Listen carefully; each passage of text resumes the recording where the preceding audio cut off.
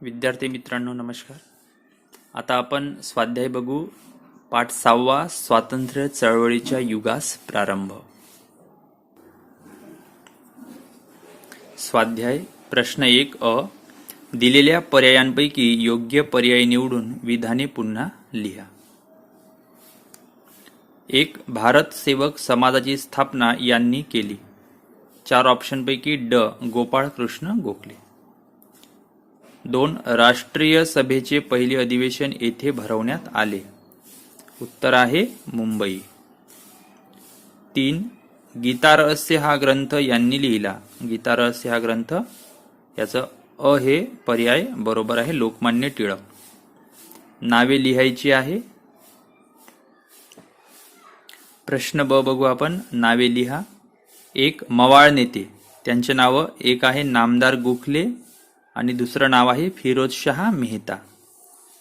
2. जहाल नेते, त्यांचे नाव आहे पहिलं लाला लजपतराय आणि दुसरं नाव आहे बाळ गंगाधर टिळक. हे जहाल नेते होते. आता आपण पुढे दुसरा प्रश्न बघू. पुढील विधाने सकारण स्पष्ट करा. म्हणजे कारणासहित आपल्याला उत्तर लिहायचं आहे. 1. स्वातंत्र्य लढ्यात भारतीयांची अस्मिता जागृत झाली.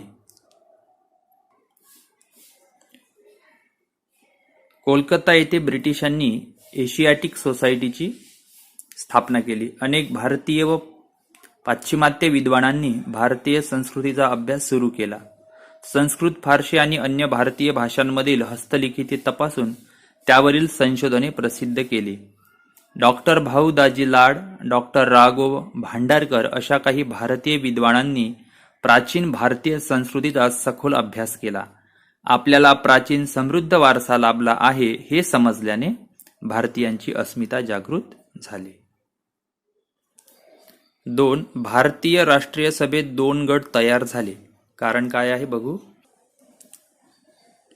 राजकीय दृष्ट्या जागृत असलेले भारतातील सर्व नेते जात, धर्म, भाषा, प्रांत सर्व भेद बाजूला सारून राष्ट्रीय सभेच्या व्यासपीठावर एकत्र येत होते. राष्ट्रसभेची उद्दिष्टे व सनदशीर मार्गांनी चळवळ पुढे नेण्यावर त्यांचे एकमत असले तरीही कार्यपद्धतीबाबत त्यांच्यात मतभेद होते. हे मतभेद तात्विक स्वरूपाचे होते. राजकीय चळवळीतील या मतभेदांवरून 2 प्रमुख राजकीय गट तयार झाले. शांततेच्या सनदशीर मार्गांचा पुरस्कार करणारे ते मवाळ व स्वातंत्र्यासाठी अधिक तीव्र संघर्ष केला पाहिजे असे म्हणणारे ते जहाल होत. 3. लॉर्ड कर्झनने बंगालची फाळणी करायचे ठरवले. याचं कारण बघू. बंगाल हा एक मोठा प्रांत होता. या प्रांताचा कारभार करणे प्रशासकीय दृष्ट्या अवघड असल्याने कारण पुढे करून लॉर्ड कर्झन याने 1905 मध्ये बंगाल प्रांताची फाळणी जाहीर केली.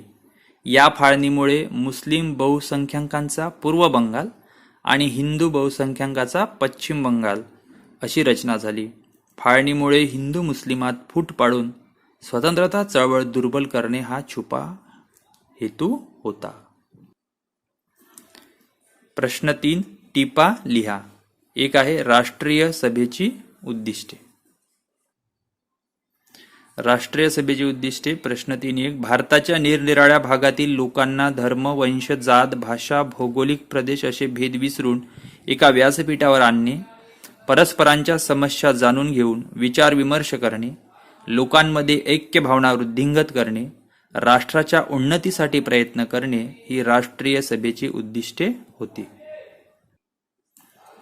वंगभंग चळवळ यावर टीप लिहायची आहे. वंगभंग चळवळ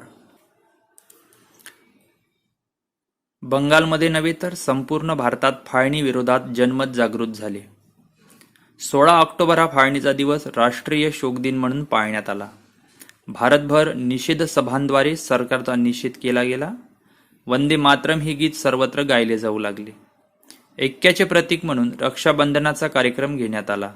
सरकारी शाळा महाविद्यालयांवर बहिष्कार टाकून मोठ्या संख्येने विद्यार्थी या चळवळीत सामील झाले. वंगभंग आंदोलनाचे नेतृत्व सुरेंद्रनाथ बॅनर्जी, आनंद मोहन बोस, रवींद्रनाथ टागोर इत्यादींनी केले. वंगभंग चळवळीने भारतीय राष्ट्रीय सभेची व्याप्ती वाढली. ती एक राष्ट्रीय चळवळ बनली. असंतोषाची तीव्रता पाहून 1911 साली ब्रिटिशांनी बंगालची फाळणी रद्द केली. टिपा लिहामध्ये तिसरा प्रश्न आहे, राष्ट्रीय सभेची चतुसूत्री. 1906च्या अधिवेशनाचे अध्यक्ष दादाभाई नौरोजी होते. व्यासपीठावरून दादाभाई नौरोजी यांनी स्वराज्य या शब्दाचा सर्वप्रथम उच्चार केला.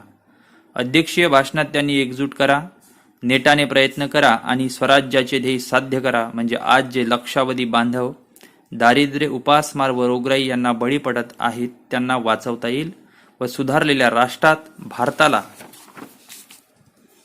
मानाचे स्थान होते ते पुन्हा प्राप्त होईल, असा संदेश दिला. याच अधिवेशनात स्वराज्य, स्वदेशी, राष्ट्रीय शिक्षण व बहिष्कार ही चतुसूत्री राष्ट्रीय सभेने एकमताने स्वीकारली. स्वदेशी चळवळीमुळे आपण स्वयंपूर्ण व स्वावलंबी होऊ. स्वदेशीच्या मार्गाने जाण्यासाठी आपल्या देशातील भांडवल, साधनसामग्री, मनुष्यबळ आणि अन्य सर्व शक्ती आपल्याला एकत्रित कराव्या लागतील आणि यातूनच आपल्या देशाचे हित साधता येईल. परदेशी वस्तू व मालावर बहिष्कार ही पहिली पायरी, तर परदेशी राजवटीवर बहिष्कार ही पुढची पायरी असे ठरले.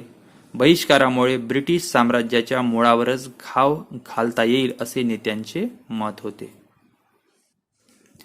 प्रश्न 4. भारतीय राष्ट्रीय सभेच्या स्थापनेची पार्श्वभूमी पुढील मुद्द्यांच्या आधारे स्पष्ट करा. हा थोडा मोठा प्रश्न आहे. याच्यामध्ये जे मुद्दे दिलेले आहेत त्यावर आधारित आपल्याला उत्तर लिहायचं आहे. एक आहे प्रशासकीय केंद्रीकरण, आर्थिक शोषण, पाश्चात्य शिक्षण, भारताच्या प्राचीन इतिहासाचा अभ्यास, वृत्तपत्रांचे कार्य. याचं उत्तर आता आपण बघू. ब्रिटिश राजवटीतील प्रशासकीय केंद्रीकरण हा पहिला मुद्दा बघू. ब्रिटिश प्रशासनामुळे भारतात खऱ्या अर्थाने एकछत्री अंमल सुरू झाला. देशभर समान धोरणे, सर्वांना कायद्यासमोर समान दर्जा, यामुळे लोकांमध्ये एकराष्ट्रीयत्वाची भावना विकसित झाली. ब्रिटिशांनी आपल्या प्रशासनाच्या सोयीसाठी व लष्कराच्या जलद हालचालींसाठी रेल्वे, रस्ते यांचे जाळे उभारले, परंतु या भौतिक सुविधांचा भारतीयांनाही फायदा झाला. भारताच्या विविध प्रांतातील लोकांचा परस्परांशी अधिक संबंध येऊन त्यांच्यातील संवाद वाढला व राष्ट्रभावना वाढीला लागली. दुसरा मुद्दा आर्थिक शोषण. भारताच्या संपत्तीचा ओघ अनेक मार्गांनी इंग्लंडकडे सुरू झाला. इंग्लंडच्या साम्राज्यवादी धोरणामुळे भारताचे आर्थिक शोषण होऊ लागले. शेतकऱ्यांना सक्तीने नगदी पिके घ्याव्यास लावणे, शेतसाऱ्याचे ओझे, सततचे दुष्काळ यामुळे भारतीय शेतीचा कणा मोडला. पारंपरिक उद्योगधंद्यांचा ऱ्हास झाल्याने बेकारी वाढली. भांडवलदारांकडून कामगार वर्गाचे शोषण होत होते. मध्यम वर्गावर नवनवे कर लादले, यामुळे लोकांच्या मनात असंतोष खदखदत होता. आता पाश्चात्य शिक्षणामुळे काय घडले ते बघू. पाश्चात्य शिक्षणाच्या प्रसारामुळे न्याय, स्वातंत्र्य, समता, लोकशाही अशा नव्या कल्पनांची भारतीयांना ओळख झाली. बुद्धिनिष्ठा, विज्ञाननिष्ठा, मानवता, राष्ट्रवाद अशी मूल्य भारतीयांनी आत्मसात केली. त्यामुळे आपल्या देशाचा कारभार करण्यासाठी आपण सक्षम असून या मूल्यांच्या आधारावर आपल्या देशाची उन्नती साधावी अशी भावना रुजू लागली. इंग्रजी भाषेमुळे भाषिक विविधतेने संपन्न असलेल्या भारताला संपर्काचे एक नवे माध्यम मिळाले. पुढचा मुद्दा आहे भारताच्या प्राचीन इतिहासाचा अभ्यास.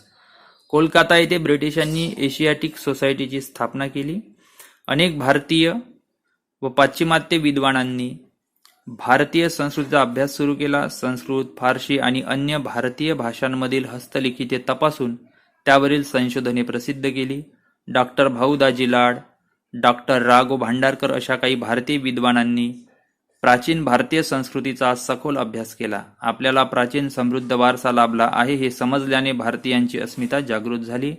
पुणे येथे भांडारकर प्राच्यविद्या संशोधन मंदिर ही संस्था गेल्या 100 वर्षापासून कार्यरत आहे. आणि आता शेवटचा मुद्दा या प्रश्नातला, वृत्तपत्रांचे कार्य. याच काळात इंग्रजी व प्रादेशिक भाषांमधून वृत्तपत्रे व नियतकालिके प्रसिद्ध होऊ लागली. या वृत्तपत्रांमधून राजकीय व सामाजिक जागृती होऊ लागली. दर्पण, प्रभाकर, हिंदू, अमृत बाजार, पत्रिका केसरी, मराठा अशा वृत्तपत्रातून सरकारच्या धोरणावर टीका होऊ लागली. अशा पद्धतीने आपण शेवटचा जो प्रश्न होता, भारतीय राष्ट्रीय सभेच्या स्थापनेची पार्श्वभूमी पुढील मुद्द्यांच्या आधारे स्पष्ट केली. मला आशा आहे की हा व्हिडिओ आपल्याला आवडला असेल. तर लाईक करा, व्हिडिओ कसा वाटला कमेंट करा आणि हे माझे यूट्यूब चॅनल सबस्क्राईब जरूर करा. व्हिडिओ बघितल्याबद्दल सर्वांचे खूप खूप धन्यवाद.